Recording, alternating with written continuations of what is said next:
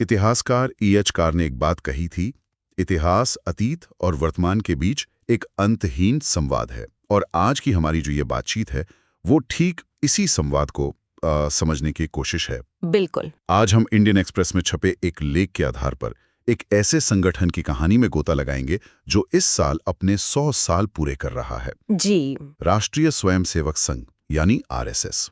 अब देखिए, ये एक ऐसा नाम है जिसे लेकर लोगों के मन में बहुत मजबूत राय है, पक्ष में भी और विपक्ष में भी। हाँ, ये तो है। तो हमारा मकसद यहाँ किसी भी पक्ष का समर्थन करना नहीं है। हम बस एक गाइड की तरह दिए गए स्रोतों के जरिए इस संगठन की जड़ों को, इसकी विचारधारा को और इसके 100 साल के सफर के उतार चढ़ाव को समझने की कोशिश करेंगे। जी, एक निष्पक्ष विश्लेषण। हाँ, और ये डिस्कशन उन लोगों के लिए खास तौर पर काम का हो सकता है जो UPSC जैसे एग्जाम्स की तैयारी कर रहे हैं या बस भारतीय पॉलिटिक्स और सोसाइटी को गहराई से समझना चाहते हैं। बिल्कुल। तो चलिए शुरू करते हैं। कहानी की शुरुआत होती है 1925 के नागपुर से। उस समय का माहौल कैसा था और इस संगठन की नींव किन हालात में रखी गई? बिल्कुल। तो तारीख थी 27 सितंबर 1925, विजयदशमी का दिन। अच्छा। शहर था नागपुर, जो उस दौर में आप देखिए एक बहुत ही मिली-जुली संस्कृति का केंद्र था। हाँ। और संस्थापक थे डॉक्टर केशव बलिराम हेडगेवार। पेशे से डॉक्टर थे और उन्होंने अपने कुछ युवा साथियों के साथ मिलकर RSS की नींव रखी। और इनका शुरुआती मकसद क्या था? मतलब लेख में शाखा का जिक्र है, ये शब्द हम अक्सर सुनते हैं, लेकिन ये होता क्या है? इन रोजाना की बैठकों में ऐसा क्या खास था जिसने इस संगठन को इतना बड़ा बना दिया? देखिए, कागज पर तो मूल उद्देश्य था बिखरे हुए हिंदू समाज को एक करना, लेकिन जो असली काम था वो इन शाखाओं में ही होता था। अच्छा। शाखा का मतलब सिर्फ एक मीटिंग नहीं है।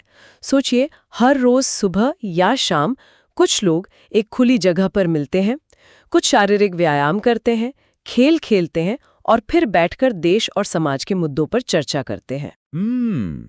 तो इसी रोजमर्रा के अनुशासन और विचार विमर्श से एक समर्पित काडर तैयार करने का लक्ष्य था।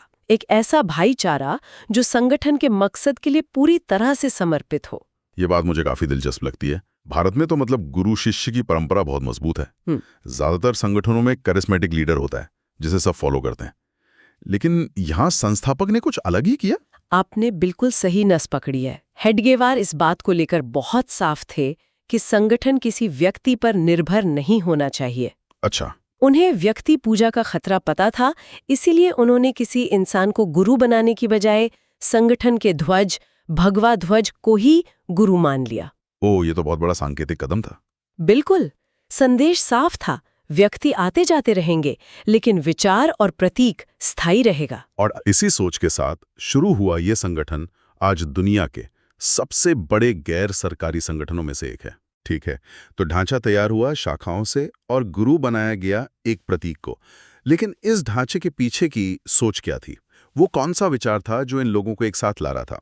हेडगेवार की सोच पर किसका असर था? इस लेख के मुताबिक हेडगेवार की सोच पर एक बहुत गहरा असर था विनायक दामोदर सावरकर की किताब हिंदुत्व का। इसका मूल विचार ये था कि हिंदू सिर्फ एक धर्म नहीं बल्कि एक राष्ट्र है। यानी भाषा, जाति और रीति रिवाज के तमाम फर्क के बावजूद वे सब एक ही राष्ट्रीय पहचान का हिस्सा हैं। लेख में इसकी तुलना उस समय के इटली और जर्मनी से की गई है, जो छोटे छोटे राज्यों से मिलकर एक राष्ट्र बने थे। तो ये एक तरह से कल्चरल नेशनलिज्म यानी सांस्कृतिक राष्ट्रवाद की बात हुई। पर यहीं पर एक कंफ्यूजन पैदा होता है। RSS को अक्सर एक धार्मिक संगठन के तौर पर देखा जाता है।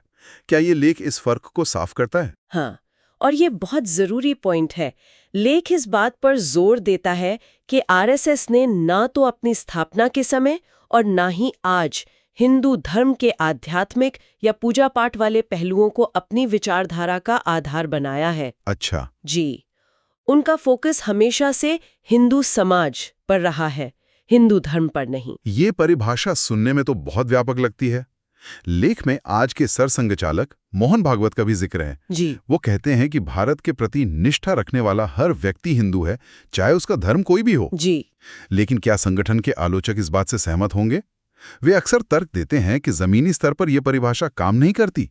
बिल्कुल, और लेख में उस आलोचना को भी जगह दी गई है। आलोचकों का मानना है कि ये सब संगठन की पुरानी कट्टर छवि को एक नरम रूप देने की कोशिश है। उनका तर्क है कि संगठन का ढांचा आज भी बहुत कठोर और ऊपर से नीचे तक नियंत्रण वाला है, जिसमें खुली बहस की गुंजाइश कम है। तो ये एक तनाव है जो संगठन की कही गई बातों और आलोचकों की धारणाओं के बीच बना रहता है। तो नींव रखी गई सांस्कृतिक राष्ट्रवाद पर। लेकिन एक विचार को संगठन में बदलना और उसे देश भर में फैलाना ये आसान नहीं होता। यहां जरूर नेतृत्व की भूमिका अहम रही होगी। हाँ, बिल्कुल। लेख में सरसंघ चालकों के चुनाव की प्रक्रिया के बारे में बताया गया है, जो काफी अनोखी लगती है। जी, ये कोई वोटिंग या चुनाव से नहीं होता। परंपरा ये है कि मौजूदा सरसंघ चालक अपने उत्तराधिकारी को चुनता है, लेकिन ये फैसला व्यापक सलाह मशवरे के बाद ही लिया जाता है। अच्छा, तो इसके लिए कुछ पैमाने भी होंगे? हाँ, कुछ पैमाने देखे जाते हैं, जैसे उस व्यक्ति के पास संगठन चलाने का अनुभव हो, वो हिंदू एकता के लक्ष्य के प्रति पूरी तरह समर्पित हो और देश के बदलते राजनीतिक और सामाजिक माहौल को समझता हो। हेडगेवार ने तो नींव डाल दी, लेकिन किसी भी संगठन की असली परीक्षा तो पहले लीडरशिप चेंज के बाद होती है। उनके बाद जो आए, उनके सामने तो 1947 का तूफान खड़ा था। ये बहुत बड़ी चुनौती रही होगी। बहुत बड़ी। 1940 में हेडगेवार ने माधव सदाशिव राव गोलवलकर को अपना उत्तराधिकारी चुना। गोलवलकर एक शिक्षाविद थे और उनकी प्रवृत्ति थोड़ी धार्मिक थी। उनका कार्यकाल भारत के इतिहास के सबसे मुश्किल दौर में से एक था। दूसरा विश्व युद्ध, देश का बंटवारा, उस वजह से हुई भयानक हिंसा और करोड़ों लोगों का विस्थापन। उस दौर में देश में नागरिक अशांति चरम पर थी और कई जगहों पर सरकारी मशीनरी फेल हो चुकी थी। और इसी दौर में सरकार और आरएसएस के बीच मतभेद भी गहरे होने शुरू हुए, खासकर कश्मीर को लेकर। लेख में नेहरू के एक पत्र का भी जिक्र है ना? हाँ, लेख में नेहरू के एक निजी पत्र का हवाला दिया गया है जो उन्होंने कश्मीर के महाराजा को लिखा था।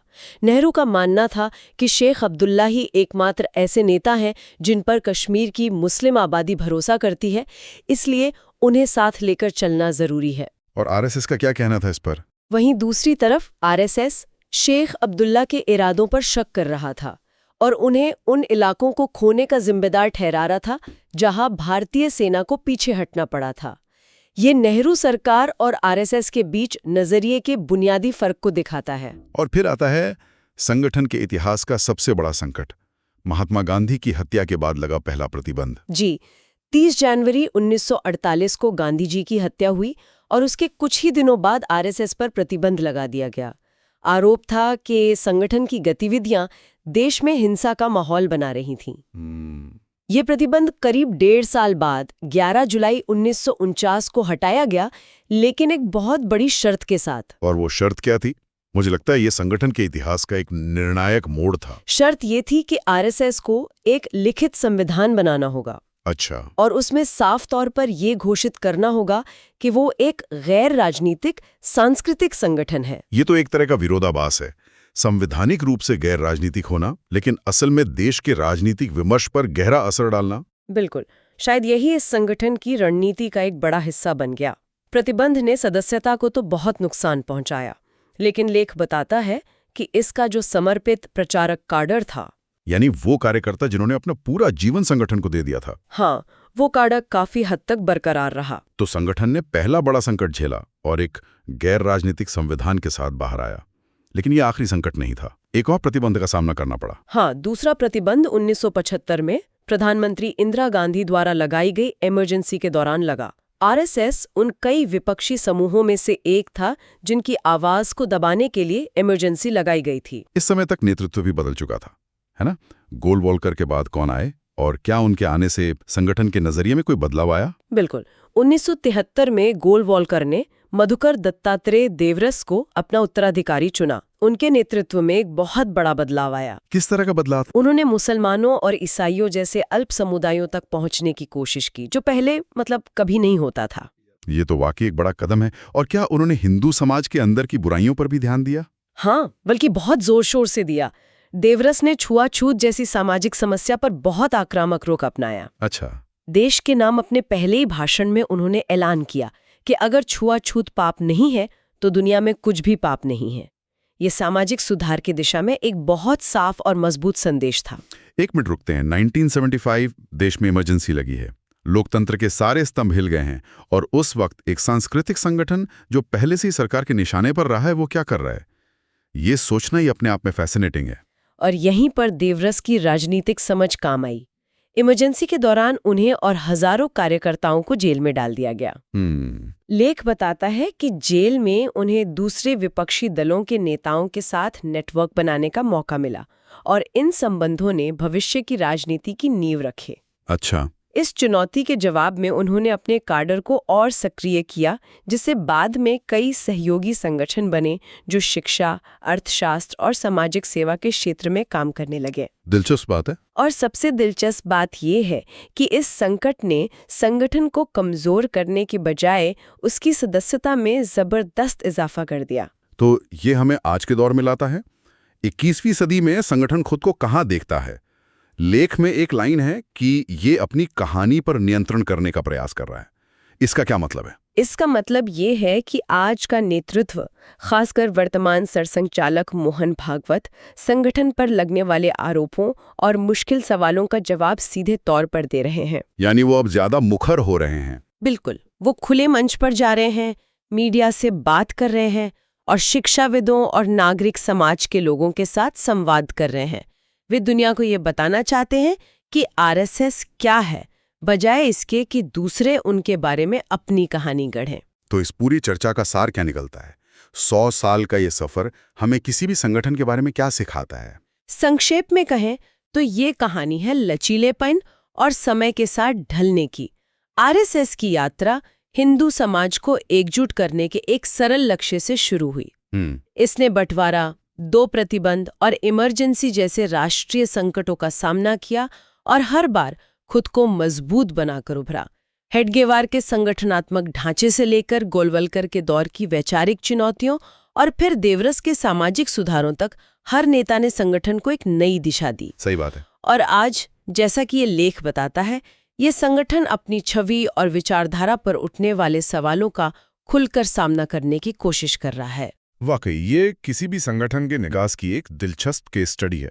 इसकी सफलता के पीछे नेताओं के चयन की प्रक्रिया, समर्पित प्रचारक काडर और आंतरिक बहस की संस्कृति को श्रेय दिया गया है जी। और जो श्रोता सिविल सेवा परीक्षा की तैयारी कर रहे हैं, उनके लिए आरएसएस के इस ऐतिहासिक विकास, उसकी विचारधारा और भारतीय समाज पर उसके असर को समझना आधुनिक भारतीय इतिहास या सामाजिक मुद्दों पर जवाब लिखने के लिए एक महत्वपूर्ण ढांचा देता है। बिल्कुल। अगर ये विश्लेषण जानकारीपूर्ण लगा तो हमें लाइक और सब्सक्राइब करके अपना सहयोग जरूर दें। इस विषय पर अगर श्रोताओं के मन में कोई और सवाल हो तो कमेंट्स में पूछ सकते हैं। और अंत में हम एक सवाल श्रोताओं के लिए छोड़ जाते हैं। लेख में बताया गया है कि 1949 में आरएसएस ने राजनीति से दूर रहने का एक औपचारिक संविधान बनाया था। हाँ। विचार करने वाली बात यह है कि एक संगठन जो संवैधानिक रूप से खुद को सांस्कृतिक और गैर राजनीतिक कहता है, वो एक सदी तक देश के सामाजिक और राजनीतिक ताने बाने पर अपना इतना गहरा असर कैसे बनाए रखता है। इस विरोधाभास में ही शायद उसकी असली ताकत छिपी है।